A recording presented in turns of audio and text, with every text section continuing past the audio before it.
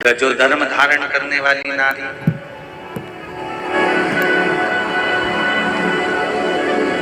5 दिन, 4 दिन, 3 दिन, 7 दिन बन सके, जितना बन सके, क्योंकि आज के जमाने में बाहर सिटियों में, बाहर शहरों में बहुएं रहती हैं, घर में केवल पति है, पत्नी है, छोटे बच्चे हैं, काम कौन करे।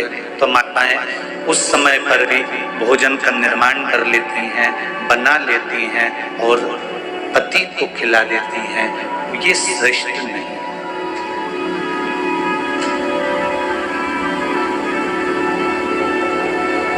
रजो धर्म के समय में,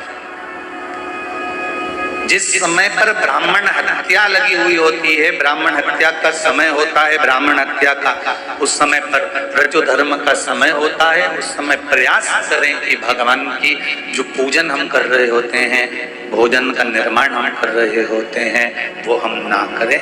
2 दिन 3 दिन जितना मान सकते हो इस कली काल में उतना तो मानो।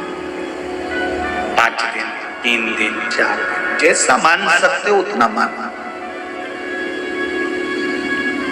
हम कह भी देंगे कि 7 दिन तक तुम पूजन मत करो या 7 दिन भोजन नहीं बनाओ, तो क्या तुम नहीं बनाओगे? हम कहने को कुछ भी कर दें, तो जितना मान सकते हो, ये आपकी रुचि के अनुसार आपको दिल से सोचना है कि हम सही कर रहे हैं।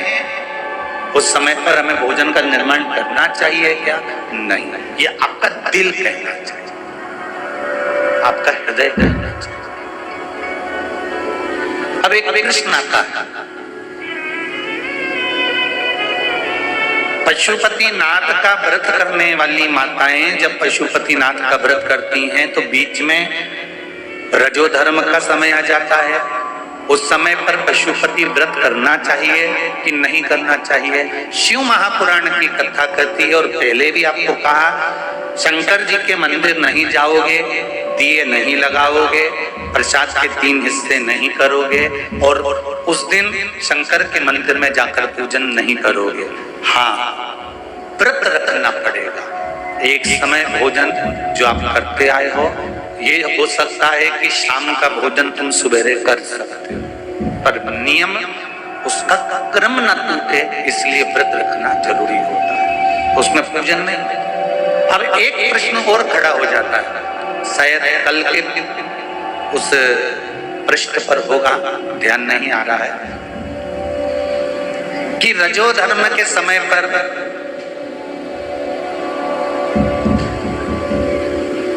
नारी, स्त्री भगवान का नाम ले कि ना?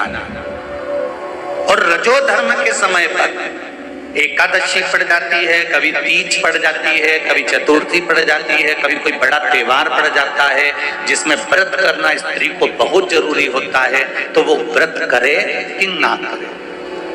अगर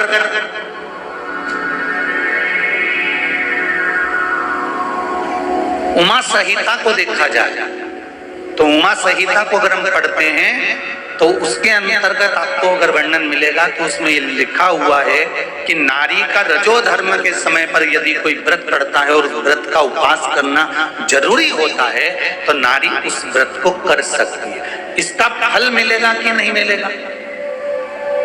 फल प्राप्त होगा कि नहीं होगा? पूजन नहीं करेगा, मंदिर नहीं जाएगा,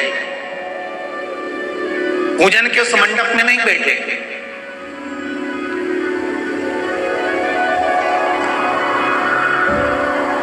पर यदि व्रत धारण कर लेती है और व्रत धारण करने के बाद में जब उसके 7 दिन पूर्ण हो जाते हैं, तो 7 दिन पूर्ण होते से भले उसकी जेठानी ने पूजन करी, भले उसकी देवरानी ने पूजन करी, भले उसके परिवार वालों ने पूजन करी, ननन ने पूजन करी, उसने पूजन नहीं करी, पर उसने व्रत धारण करा है।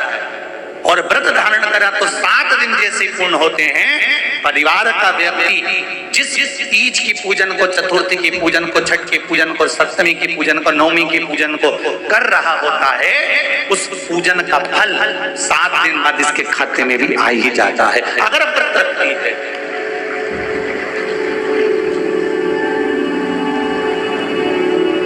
एक हैदराबाद में व्रत होते कि नहीं होते, और एक सहज भाषा में लो, छोटी तीज बड़ी तीज का व्रत क्या करती है माता? करती है ना। अब छोटी तीज बड़ी तीज का व्रत आ गया, उसमें बीच में किसी नारी का रजो धर्म आ गया, तो वो व्रत करेगी कि नहीं करेगी? जम के बोलो, करेगी ना व्रत।